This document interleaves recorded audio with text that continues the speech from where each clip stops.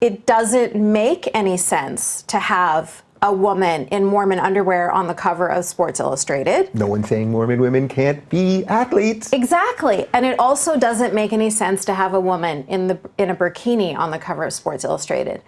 Nobody's saying women can't wear Mormon underwear. Nobody's saying women can't wear burkinis. But for us to pretend that this is some empowering feminist thing that should be celebrated, that's the lie.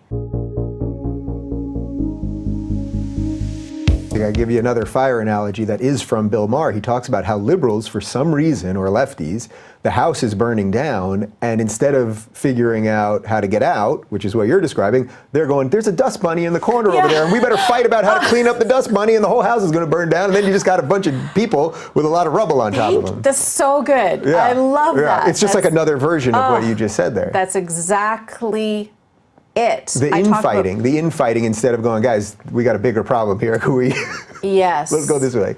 Absolutely, 100% behind that analogy too, and that's something like if we talk about feminism, for example, we're fixated on like are air conditioners sexist? Can we build chairs so that men can't man-spread? Yeah. You know what I mean? Like we're concerned about all of these little things, and it's like, okay, but like how about these women over here that are being thrown in prison because they want to wear what they want to wear, you know what I mean? Or these women over here that just want to drive a car, or these women, you know. Come on, bigot. Yeah. Like, but what's the bigotry though, right? Isn't that the bigotry? Well, that's the bigotry. That's the bigotry, is you're saying, I don't care about those women over there. In fact, it's empowering for them to cover themselves up head to toe in black in the, you know, searing heat of the desert. That's great for them. Not for me. For me, I want to go free the nipple. Yeah. But for them, it's empowering for them to cover themselves. And in fact, let's celebrate that.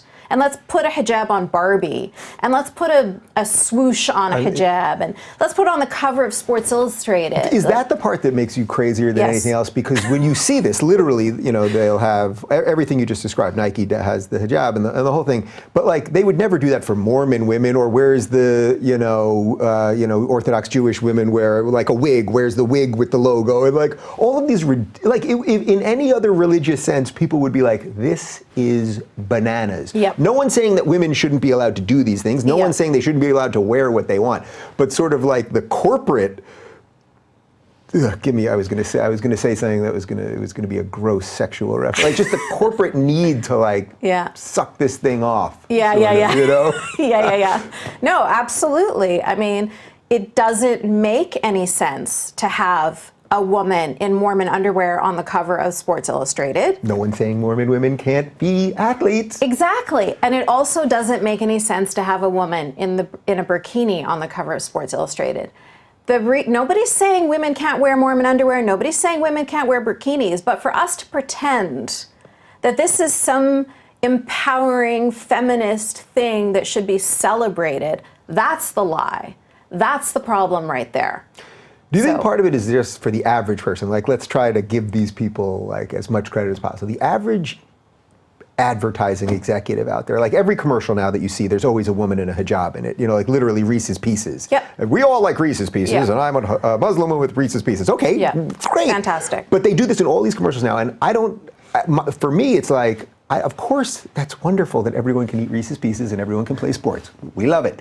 But they do it because it's their way because they think inclusivity is the number one thing. And how else could you show inclusivity as opposed to just showing people? Like, so like they think they're doing something good, but they're bizarrely then protecting things that would never protect them. Yeah, you're right. And that's why, you know, technically the title of my book should have been How Western Liberals Empower or Inadvertently Empower Radicalism. So yeah, they're not doing it on purpose, but they are doing it essentially.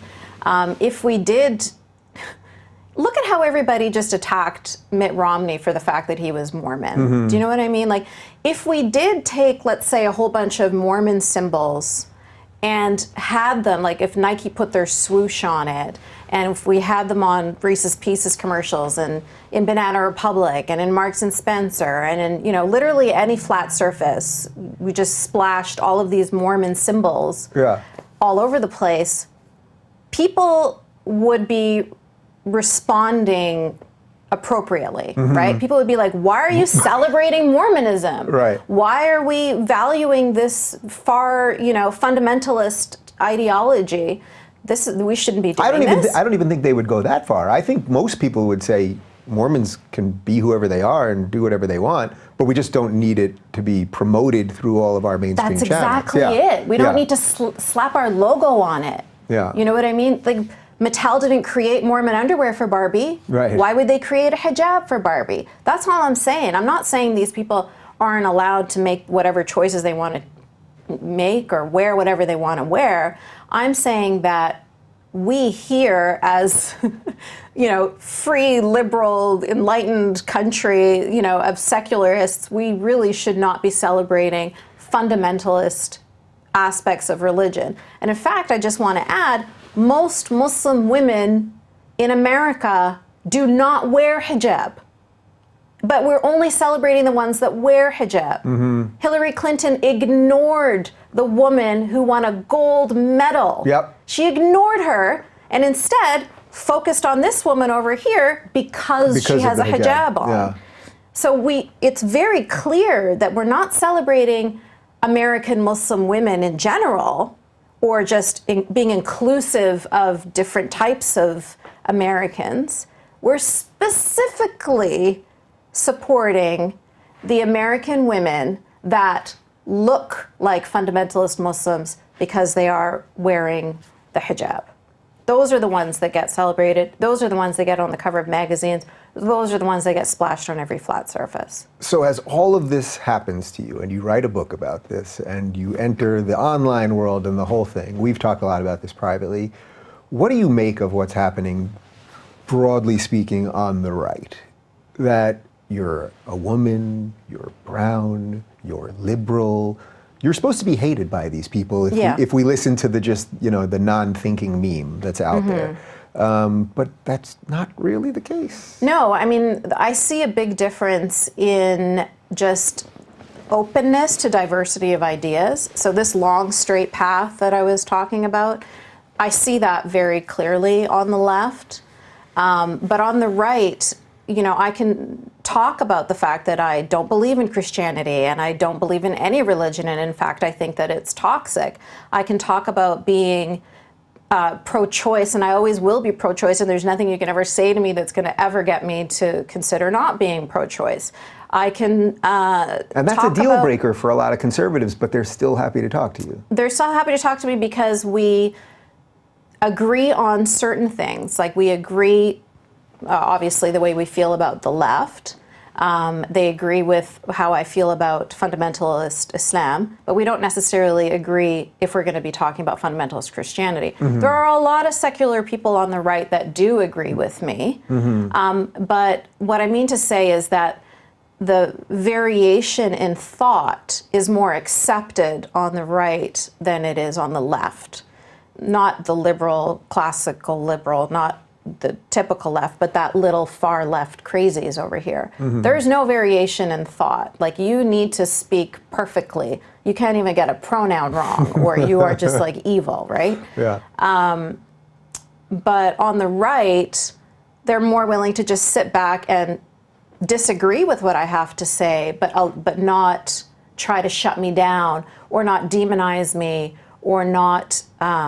They wouldn't call me gross and racist if I had something to say that completely disagreed with their value system or with their belief system. So having said that, though, there are quite a few people on the right, on the far right, who I've interacted with, who very, they'll get mad at me because I have a white husband and we've made a brown baby, so I've now ruined that lineage. I get that kind of attacks. I get attacks for, once a Muslim, always a Muslim. We just don't want your type in our country anyway. Go back to where you came from.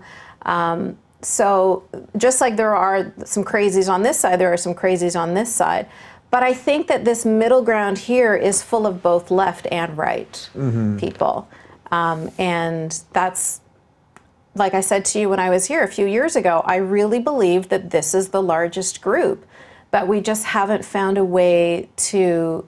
We're just not as loud. Like these guys, if it bleeds, it leads. Yeah. So these guys are loud and obnoxious, and so then they're getting all the airtime. But all the rational people in the middle, I think we're the majority. If you're looking for more honest and thoughtful conversations about spirituality instead of nonstop yelling, check out our spirituality playlist. And if you want to watch full interviews on a variety of topics, check out our full episode playlist. They're all right over here. And to get notified of all future videos, be sure to subscribe and click the notification bell.